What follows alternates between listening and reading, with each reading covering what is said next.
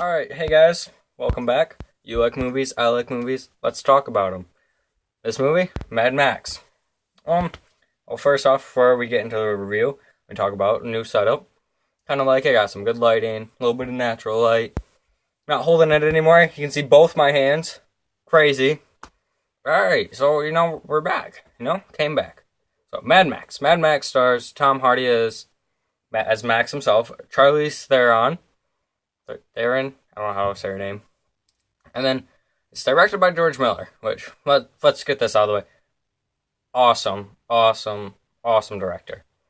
He actually directed the first ones that came out the last Mad Max movie before this one came out 30 years ago. And he's still going at it with the same franchise, which is really good. We're gonna have more of these movies. Trust me, there's gonna be more than just one.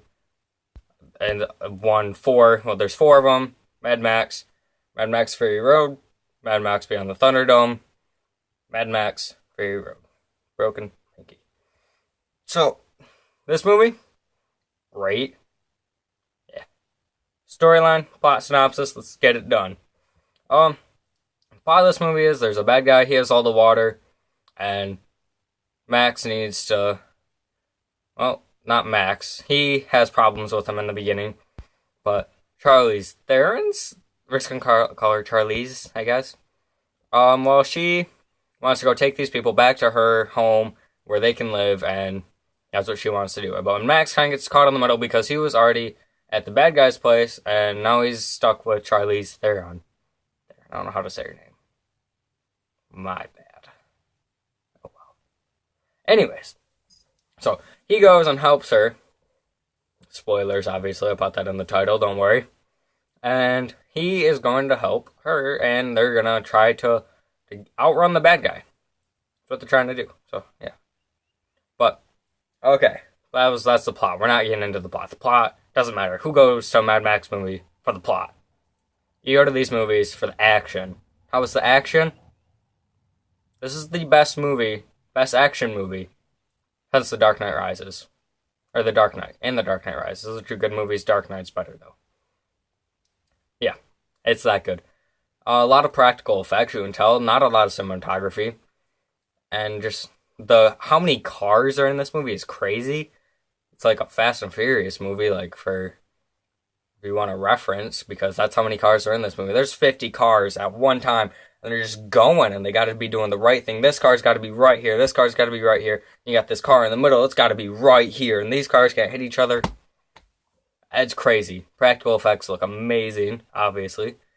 CGI, very little. Very, very, very little. That was pretty good.